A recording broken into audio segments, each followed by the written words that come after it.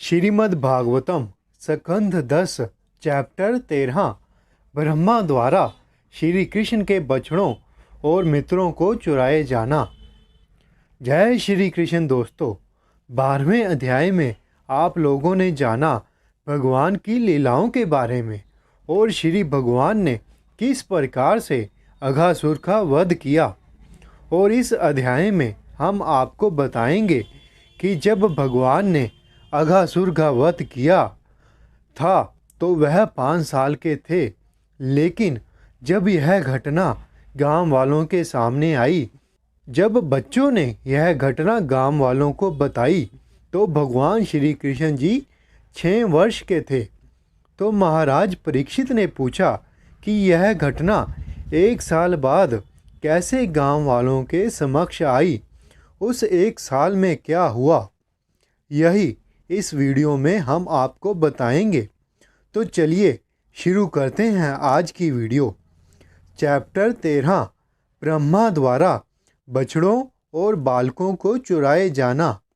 जब भगवान श्री कृष्ण मृत्यु रूप अघासुर के मुख से बछड़ों तथा बालकों को बचाने के बाद उन सभी को नदी के किनारे ले आए और उनसे कहा, मित्रों देखो ना, यह नदी का किनारा अपने मोहक वातावरण के कारण कितना अच्छा लग रहा है। देखो ना, कमल की सुगंध इन भंवरों को अपनी ओर आकृष्ट कर रही है। यहाँ की बालू मिट्टी साफ और मुलायम है। यह हमारे खेलने के लिए उत्तम स्थान है। मेरे विचार में हम यहाँ भोजन करें, क्योंकि विलंब हो जाने से हम भूखे भी हैं। यहाँ बछड़े पानी भी पी सकते हैं और धीरे धीरे इधर उधर जाकर घास चर सकते हैं।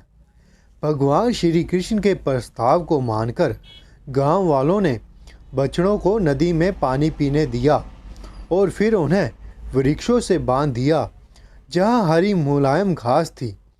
तब बालकों ने अपने भोजन की पोटलियाँ खोली और दिव्य आनंद से पूरित होकर श्री कृष्ण के साथ खेलने लगे। जिस तरह पंखड़िया तथा पत्तियों से घिरा हुआ कोई कमल पुष्प कोश हो, उसी तरह बीच में कृष्ण बैठे थे और उन्हें घेर कर पंक्तियों में उनके मित्र बैठे थे। वह सभी अत्यंत सुंदर लग रहे थे। उनमें से हर एक बालक यह सोचकर कृष्ण की ओर देखने का प्रयास कर रहा था कि शायद श्री कृष्ण भी उसकी ओर देखें। इस तरह उन सबों ने जंगल में भोजन का आनंद लिया। एक और जहां अपने हृदय में श्री कृष्ण के अतिरिक्त अन्य किसी को ना जानने वाले गांव वाले जंगल में भोजन करने में इस तरह व्यस्त थे, वहीं दूसरी ओर बछड़े हरी घास से ललचाकर दूर घने जंगल में चरने चले गए।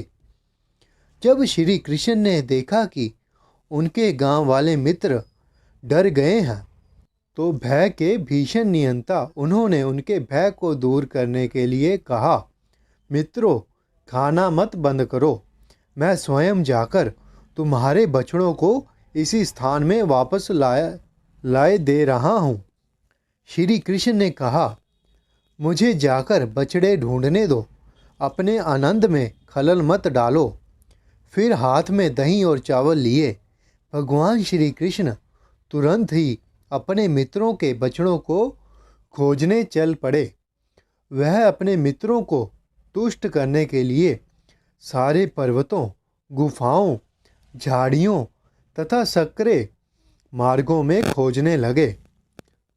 स्वर्गलोक में वास करने वाले ब्रह्मा ने अघासुर के वध करने तथा मोक्ष देने के लिए सर्वशक्तिमान श्री कृष्ण के कार्यकलापों को देखा था और वह अत्यधिक चकित थे।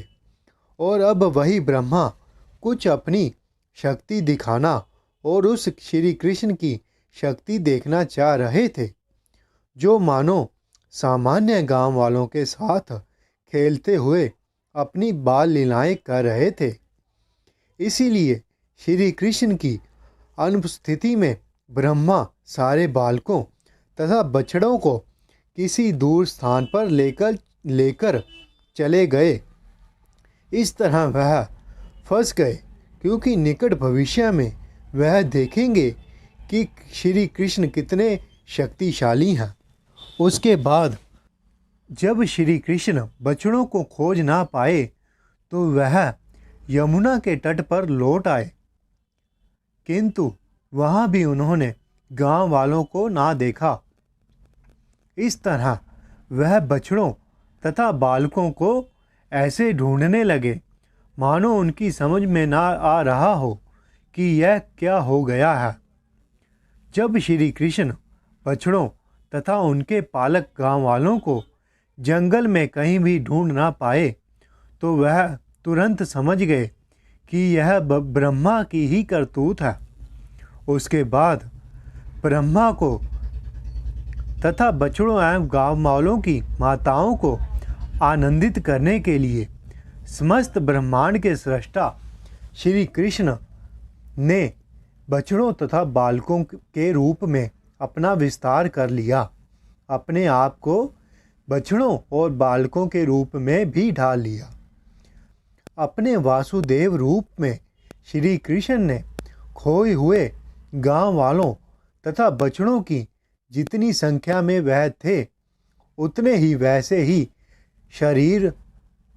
शारीरिक स्वरूपों को, उसी तरह के हाथों को, पांवों तथा अन्य अंगों को, उनकी लाठियों, तुरहियों तथा बंसियों, उनके भोजन के छीकों, विभिन्न प्रकार से पहनी हुई उनकी विशेष वेशभूषाओं तथा गहनों, उनके नामों, उनकी उम्रों तथा विशेष कार्यकलापों एवं गुणों से युक्त स्वरूपों में अपना विस्तार कर लिया।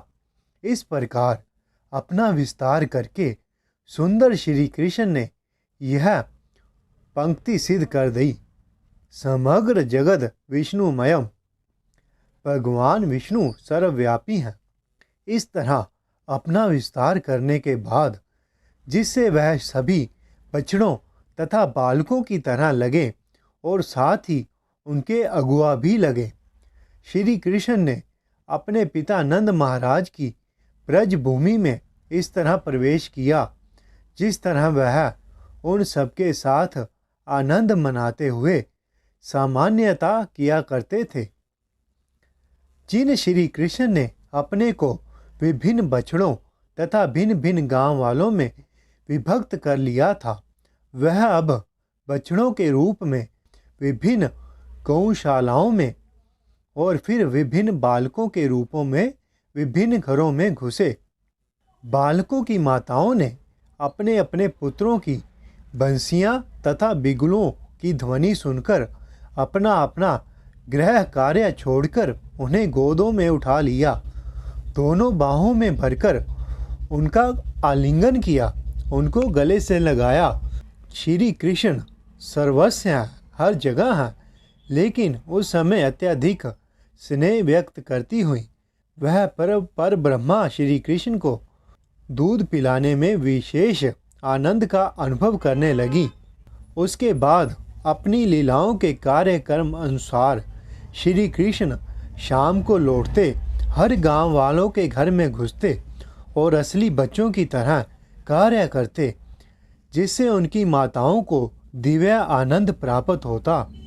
माताएं अपने बालकों की देखभाल करती, उन्हें तेल लगाती, उन्हें नहलाती, चंदन का लेप लगाती, गहनों से सजाती, रक्षा मंत्र पढ़ती, उनके शरीर पर तिलक लगाती और उन्हें भोजन कराती। इस तरह माताएं अपने हाथों से श्री कृष्ण की सेवा करती। प्रारंभ से ही गोपियों का श्री कृष्ण के प्रति माता की तरह स्नेह था। श्री कृष्ण के प्रति उनका यह स्नेह अपने पुत्रों के प्रति स्नेह से भी अधिक था। इस तरह स्नेह प्रदर्शन में वह श्री कृष्ण तथा अपने पुत्रों में भेद बरतती थी, किंतु अब वह भेद दूर हो चुका था। यद्यपि ब्रज भूमि के सारे निवासी गांव वाले तथा गोपियों में पहले से ही श्री कृष्ण के लिए अपने निजी पुत्रों से अधिक स्नेह था, किंतु अब 1 वर्ष तक उनके अपने पुत्रों के प्रति यह स्नेह लगातार बढ़ता ही गया, क्योंकि अब श्री कृष्ण उनके पुत्र बन चुके थे। अब अपने पुत्रों के प्रति, जो कि श्री कृष्ण ही थे, उनके प्रेम की वृद्धि का कोई वारा पार ना था। नित्य ही उन्हें अपने पुत्रों से श्री कृष्ण जितना प्रेम करने की नई प्रेरणा प्राप्त हो रही थी। इस तरह अपने को गांव वालों तथा बछड़ों का समूह बना लेने के बाद भगवान श्री कृष्ण अपने को उसी रूप में बनाए रखे। वह उसी प्रकार से वृंदावन तथा जंगल दोनों ही जगहों में 1 वर्ष तक अपनी लीलाएं करते रहे। एक दिन जब 1 वर्ष पूरा होने में अभी 5-6 रातें शेष थीं, श्री कृष्ण बलराम सहित बछड़ों को चराते हुए जंगल में प्रविष्ट हुए। उसके बाद गोवर्धन पर्वत की चोटी पर चरती हुई गौओं ने कुछ हरी घास खोजने के लिए नीचे देखा, तो उन्होंने बछड़ों को वृंदावन के निकट चरते देखा, जो अधिक दूरी पर नहीं था। जब गायों ने गोवर्धन पर्वत की चोटी से अपने अपने बछड़ों को देखा, तो वह अधिक स्नेहवश अपने आप को तथा अपने चराने वालों को भूल गई और दुर्गम मार्ग में होते हुए भी वह अपने बछड़ों की ओर अतीव चिंतित होकर दौड़ी, मानो वह 2 ही पाँवों से दौड़ रही हों। उनके सिर तथा पूंछें उठी हुई थीं। उनके डीले कुबड़ उनकी गर्दन के साथ साथ हिल रहे थे। वह तब तक तेजी से दौड़ती रहीं जब तक वह अपने बच्चों के पास दूध पिलाने पहुंच नहीं गई। उस समय गांव वालों के सारे विचार अपने अपने पुत्रों को देखने से उत्पन्न वात्सल्य प्रेम रस में विलीन हो गए। अत्यधिक आकर्षण का अनुभव करने से उनका क्रोध छूमंतर हो गया। उन्होंने अपने पुत्रों को उठाकर बाहों में भरकर आलिंगन किया, उनको गले से लगाया, उनके सिरों को सूंघकर सर्वोच्च आनंद प्राप्त किया। उसके बाद प्रौढ़ ग्वाले अपने पुत्रों के आलिंगन से अत्यंत तुष्ट होकर बड़ी कठिनाई और अनिच्छा से उनका आलिंगन धीरे धीरे छोड़कर जंगल लौट आए। किंतु जब उन्हें अपने पुत्रों का स्मरण हुआ तो उनकी आंखों से आंसू लुढ़क आए। स्नेह के कारण गौओं को उन बछड़ों से भी निरंतर अनुराग था, जो बड़े होने के कारण उनका दूध पीना छोड़ चुके थे। जब बलदेव ने यह अनुराग देखा तो इसका कारण उनकी समझ में नहीं आया। अंत वह इस प्रकार सोचने लगे, यह विचित्र घटना क्या है। सभी ब्रजवासियों का मेरे समेत इन बालकों तथा बछड़ों के प्रति अपूर्व प्रेम उसी तरह बढ़ रहा है जिस तरह सब जीवों के परमात्मा भगवान श्री कृष्ण के प्रति हमारा प्रेम बढ़ता है। यह योग शक्ति कौन है और वह कहाँ से आई है? क्या वह दैवी है या कोई राक्षसी है? अवश्य ही वह मेरे प्रभु की कोई माया होगी, क्योंकि उसके अतिरिक्त मुझे और कोई कारण नहीं, मुझे और कौन मोह सकता है। इस प्रकार सोचते हुए बलराम दिव्य ज्ञान के चक्षुओं से देख सके कि यह सारे बछड़े तथा श्री कृष्ण के साथी श्री कृष्ण के ही अंश हैं। भगवान बलदेव ने कहा, है परम नियंता, मेरे पहले सोचने के विपरीत यह बालक महान देवता नहीं है, ना ही यह बछड़े नारद जैसे महान ऋषि हैं। अब मैं देख सकता हूँ कि तुम ही अपने को नाना प्रकार के रूपों में प्रकट कर रहे हो। एक होते हुए भी तुम बछड़ों तथा बालकों के विविध रूपों में विद्वान हो। कृपा करके मुझे यह विस्तार से बतलाओ। बलदेव द्वारा इस प्रकार प्रार्थना किए जाने पर श्री कृष्ण ने सारी स्थिति समझा दी और बलदेव उसे समझ भी गए।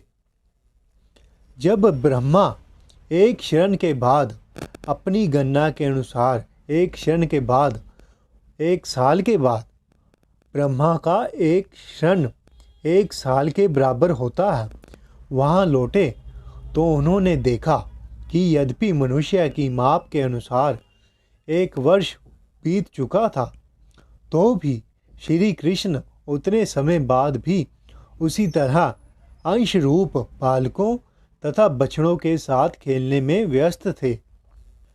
भगवान ब्रह्मा ने सोचा, गोकुल के जितने भी बालक तथा बछड़े थे, उन्हें मैंने अपनी योग शक्ति की सेज पर सुला रखा है और आज के दिन तक वह जगे नहीं है। यद्यपि पूरे 1 वर्ष तक श्री कृष्ण के साथ उतने ही बालक तथा बछड़े खेलते रहे, फिर यह मेरी योग शक्ति में से मोहित बालकों से भिन्न है। यह कौन है? यह कहाँ से आए हैं? इस तरह दीर्घ काल तक विचार करते करते भगवान ब्रह्मा ने उन 2 प्रकार के बालकों में अंतर जानने का प्रयास किया जो एक दूसरे से पृथक रह रहे थे। वह यह जानने का प्रयास करते रहे कि कौन असली है और कौन नकली है, किंतु वह कुछ समझ नहीं पाए, क्योंकि ब्रह्मा ने सर्वव्यापी भगवान श्री कृष्ण को, जो कभी मोहित नहीं किए जा सकते, अपूर्ति बल्कि संपूर्ण ब्रह्मांड को मोहित करने वाले हैं, मोहित करना चाहा। इसीलिए वह स्वयं ही अपनी योग शक्ति द्वारा मोह में फंस गए। जिस तरह अंधेरी रात में बर्फ का अंधेरा तथा दिन के समय जुगनू के प्रकाश का कोई महत्व नहीं होता, उसी तरह निकृष्ट व्यक्ति की योग शक्ति महान शक्तिशाली व्यक्ति के विरुद्ध प्रयोग किए जाने पर कुछ भी नहीं कर पाती। उल्टे उसे निष्कृष्ट व्यक्ति की शक्ति कम हो जाती है। इन सबों के 4 हाथ थे। शंख, चक्र, गदा तथा कमल धारण किए थे। वह अपने सिरों पर मुकुट पहने थे। उनके कानों में कुंडल और गलों में जंगली फूलों के हार थे। उनके वक्ष स्थलों के दाहिने ओर से ऊपरी भाग में लक्ष्मी जी का चिन्ह था। वह अपनी बाहों में बाजूबंद शंख जैसी 3 रेखाओं से अंकित गलों में कौस्तुभ मणि तथा कलाइयों में कंगन पहने हुए थे। उनके टखनों में पांजेब थी, पांवों में आभूषण थे और कमर में पवित्र करधनी थी। वह सभी अत्यंत सुंदर लग रहे थे। तब भगवान ब्रह्मा ने देखा कि काल, स्वभाव, संस्कार, काम, कर्म तथा गुण, यह सभी अपनी स्वतंत्रता खोकर पूर्णता भगवान की शक्ति के अधीन होकर स्वरूप धारण किए हुए थे और उन विष्णु मूर्तियों की पूजा कर रहे थे। वह समस्त विष्णु मूर्तियां शाश्वत असीम स्वरूपों वाली, ज्ञान तथा आनंद से पूर्ण एवं काल के प्रभाव से परे थी। उपनिषदों के अध्ययन में रत ज्ञानी जन भी उनकी महंती महिमा का स्पर्श तक नहीं कर सकते थे। इस प्रकार भगवान ब्रह्मा ने पर ब्रह्मा को देखा, जिनकी शक्ति से यह संपूर्ण ब्रह्मांड सारे चर तथा अचर प्राणियों समेत व्यक्त होता है। उन्होंने उसी के साथ ही सारे बछड़ों तथा बालकों को भगवान के अंशों के रूप में देखा। उन्होंने सोचा, यह क्या है, और उसके बाद वह देख भी नहीं पाए। तब भगवान श्री कृष्ण ने ब्रह्मा की उपस्थिति तब भगवान श्री कृष्ण ने ब्रह्मा की स्थिति समझते हुए तुरंत ही अपनी योग माया का पर्दा हटा दिया। तब ब्रह्मा की बाहरी चेतना वापस लौटी और वह इस तरह उठ खड़े हुए मानो मृत व्यक्ति जीवित हो उठा हो। बड़ी मुश्किल से अपनी आंखें खोलते हुए उन्होंने अपने सहित ब्रह्मांड को देखा। तब सारी दिशाओं में देखने पर भगवान ब्रह्मा ने तुरंत अपने समक्ष वृंदावन देखा, जो उन वृक्षों से पूरित था, जो निवासियों की जीविका के साधन थे और सारी ऋतुओं में समान रूप से प्रिय लगने वाले थे। वृंदावन भगवान का दिव्य धाम है, जहाँ ना भूख है, ना क्रोध, ना प्यास। यद्यपि मनुष्यों तथा हिंस्र पशुओं में स्वाभाविक वैर होता है, किंतु वह यहाँ दिव्य मैत्री भाव के साथ रहते हैं। तब भगवान ब्रह्मा ने उस ब्रह्मा को, जो अदृश्य है, ज्ञान से पूर्ण है, असीम है, गांव वालों के परिवार में बालक वेश धारण करके पहले की ही तरह हाथ में भोजन का कौर लिए बछड़ों को तथा अपने गांव वाले मित्रों को खोजते हुए एकांत में खड़े देखा। यह देखकर ब्रह्मा तुरंत अपने वाहन हंस से नीचे उतरे और भूमि में सोने के दंड के समान गिरकर भगवान श्री कृष्ण के चरणों का स्पर्श अपने सिर में धारण कर किए हुए चारों मुकुटों के अग्रभागों से किया। उन्होंने नमस्कार करने के बाद अपने अश्रुओं के जल से श्री कृष्ण के चरण कमलों को नहला दिया। काफ़ी देर तक भगवान के चरण कमलों पर बारंबार उठते हुए और फिर नमस्कार करते हुए ब्रह्मा ने भगवान की उस महानता का पुनः बार बार स्मरण किया, जिसे उन्होंने अभी अभी देखा था। तब धीरे धीरे उठते हुए और अपनी दोनों आंखें पोंछते हुए ब्रह्मा ने मुकुंद की ओर देखा, फिर अपना सिर नीचे झुकाया, मन को एकाग्र किए तथा कंपित शरीर से लड़खड़ाती वाणी से विनय पूर्वक भगवान श्री कृष्ण की प्रशंसा करने लगे। इस प्रकार श्रीमद् भागवतम के 10वें स्कंद के अंतर्गत ब्रह्मा द्वारा बालकों तथा बछड़ों की चोरी नामक 13वें अध्याय का भक्ति वेदांत तात्पर्य संपूर्ण हुआ। जय श्री कृष्ण।